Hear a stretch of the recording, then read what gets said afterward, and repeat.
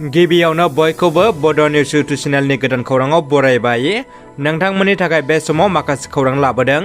भिडिअखौ जोबजासे नायलांनो दाबाव आरो चेनेलाव गोदानब्ला अन्नानै साबस्क्राइब खालामना बेल आइकनआ अलाव होनानै ला आरो भिडिअखौ लाइक कमेन्ट शेयार खालामनो गुरै खावलायबाय।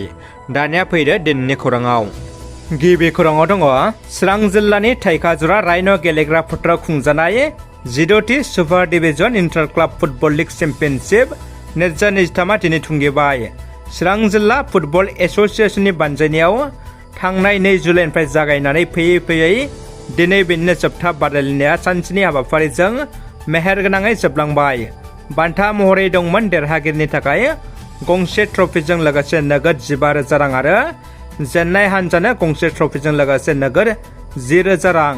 मख'जायोदि बे जोबथा खेलायाव बादायलायदोंमोन इउनाइटेड चिरां दर एफसि आरो बिथराइ क्लाब दुलिगाव आरो बेयावनो इउनाइटेड चिरां दर एफसिआ 10 गर आरो बिथराइ क्लाबा 1 गर थामहिनबा इउनाइटेड चिरां दर एफसिआ 9 गरनि फारागथियाव देरहासार जानो हायो। लोगोसे साबसिन गेलेगिरि महरै आरो बांसिन गर जोसननो हानाय बान्थाखौ मोननो हायो इउनाइटेड चिरां दर एफसिनि गेलेगिरि जिगियास टेका बिथाङा। लोगोसे बे जोबथा बादायलायनायाव आलासि महरै बाहागो लायो 31 नं सिडली बियाबनि एमएलए जयन्त बसुमतारी, आसाम फुटबल एस'सिएशननि गायनाथारि बिथां डक्टर संग्राम ब्रह्मजों लोगोसे गोबां आलासि आरो लोब नायगिरि रायजो राजाफ्रा बाहागो लायो।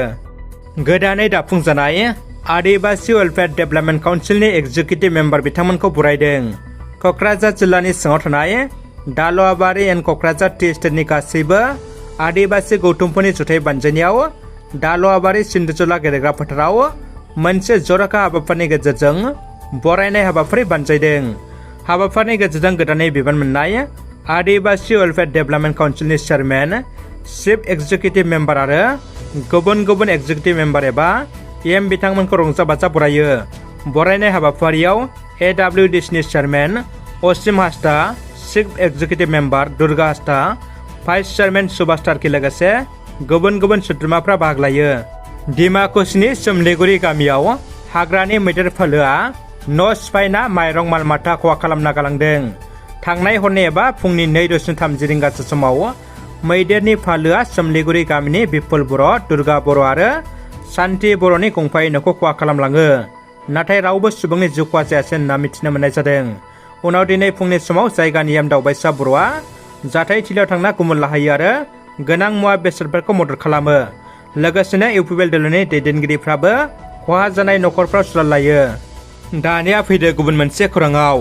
फैगौ 5 आगस्ट खालारनिफ्राय क'क्राझारनि खान्थालगुरियाव थानाय साइ स्टेडियामाव खुंफुंजागोन 132थि दुरान्ड काप 2023 जोलुर गेलेनाय बादायलायनाया।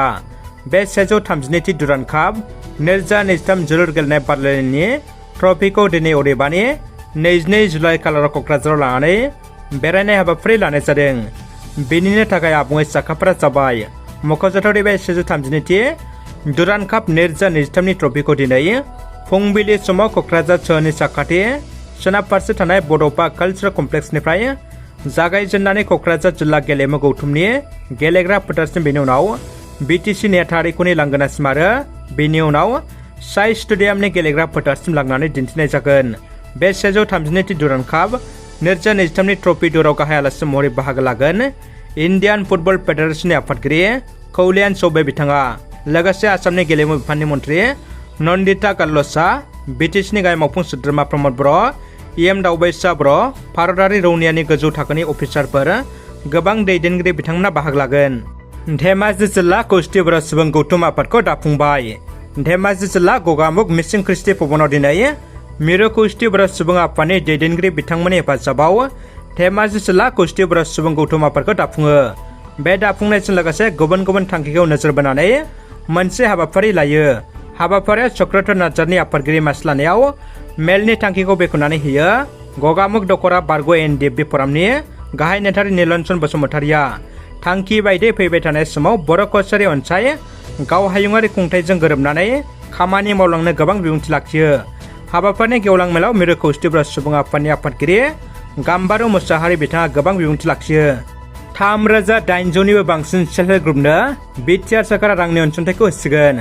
बाक्सा जिल्लानि मुसलपुराव इउपिपिएल दोलोनि गेदेरथार जयनिं हाबाफारि बाक्सा जिल्लानि मुसलपुर ब्लक कमिटि इउपिपिएल दोलोनि बानजायनायाव मोनसे गेदेरथार जयनिं हाबाफारि लादों। बारग' बिएलटि बिपिएफ आरो समाज सिबियारि सुबुंफोरजों लोगोसेनो गोबां रायजोफ्राबो जयनिं जादों इउपिपिएल दोलोआव। मावफुं सोद्रोमा राकेश ब्रह्मनि दैदेननायजों 22 नं मुसलपुर बियाबनि खमैबो सा 700सो सुबुंफ्रा इउपिपिएल दोलोआव जयनिं जाफैयो। बेजों लोगोसेनो मावफुं सोद्रोमा राकेश ब्रह्मआ बुंथियोदि मुसलपुर बियाबाव बिपिएफ दोलोनि थासारियानो गैला। मुसलपुर बियाबनि हाजार हाजार सुबुंफ्रानो इउपिपिएल दोलोआव जयनिं जाजोब्बाय आरो रायजो राजाफोरनि थाखाय खामानिखौ गोख्रों मावगासिनो दं होनना बुंथियो। प्रमद बर' दैदेननाय इउपिपिएल दोलोनि बिसायख'थि समाव खोथा होनायनि रादाय बायदियै फैगौ 23 जुलाइआव 3,800निफ्राय बांसिन सेल्फ हेल्प ग्रुपनो बिटिआर सरकारा 75,000 रांखौ होनो थांगासिनो दं होनना बुंथियो। बिनिनो गिबि खोन्दो महरै 25,000 रांखौ फैगौ 23 जुलाइआव होग्रोनाय जासिगोन आरो आद्रा थानाय 50,000 रांखौ फैगौ बोसोराव होनाय जागोन होनना एम राकेश ब्रह्म बिथाङा फोरमायथियो। बे हाबाफारियावनो मिरु इउपिपिएल दोलोनि गाहाय नेहाथारि राजु नार्जारिया बुंथियोदि बिटिआर हालामनिफ्राय बिपिएफखौ साफाई अभियान खालामनाय थांखिया आथिखालाव सोलिगासिनो दङ आरो बिपिएफ दोलोआ लासैनो जोबलांनो हमबाय होनना बुंथियो। आसामनि गिबि मन्त्रि डक्टर हिमन्त बिश्व शर्माया गाहाय मन्त्रि नरेन्द्र मदिखौ गिबियावनो संबिधानखौ सोदांनानै लानो खावलायनांगौ होनना बुंदों। आसाम प्रदेश कंग्रेसनि आफादगिरि भुपेन बराया आसामनि गिबि मन्त्रि डक्टर हिमन्त बिश्व शर्मानि टुइटाराव इन्डिया सोदोबखौ बोखारनानै लानायनि सायाव खेंफोरथि होदों। आसाम प्रदेश कंग्रेस कमिटिनि आफादगिरि भुपेन बराया गिबि मन्त्रि डक्टर हिमन्त बिश्व शर्माया टुइटाराव इन्डिया सोदोबखौ बोखारनायनि सोलायै टुइटारनि गेजेरजों भारतनि गाहाय मन्त्रि नरेन्द्र मदिनिसिम लाइजाम लिरनानै digital India, make in India, startup India, Khelo India बायदि बिथांखिनिफ्राय इन्डिया सोदोबखौ बोखारनो खावलायनांगौ होननानै आसाम प्रदेश कंग्रेस कमिटिनि आफादगिरि भुपेन बराया बुंथिदों। मणिपुरनि भाइरेल भिडिअजों सोमोन्दो थानाय 4 दायनिगिरिफोरखौ पुलिसआ हमबाय। मणिपुरनि मुगैथाव, लाजिनांथाव आरो गिख्रंथाव भाइरेल भिडिअजों सोमोन्दो थानाय 4 दायनिगिरिफोरखौ पुलिसआ हमबाय होननानै बे समाव खौरां मोननो हादों, जेराव दायनिगिरिफोरा 2 आइजोफोरखौ जिनाहारि खालामदोंमोन आरो लामायाव लांथिया थाबायहोदोंमोन। मणिपुर पुलिसनि फोरमायथिना होनाय बायदिब्ला बे जाथायजों सोमोन्दो थानाय गासै 4 दायनिगिरिफोरखौ हमनो हाबाय। दानिया फैदो जोबथा खौराङाव। नेमसुआ मणिपुराव हादरगिरिनि खुंथाय होनांगौनि दाबिजों गोसोखांलाय गथायदों। थांनाय 2 दाननिफ्रायनो मणिपुराव सोमजिनाय दाङाबाजिनि जाथायखौ लानानै गोथौ दुखु मोननाय फोरमायदों सा सानजा बाङाइ सानखो फरायसा आफादा।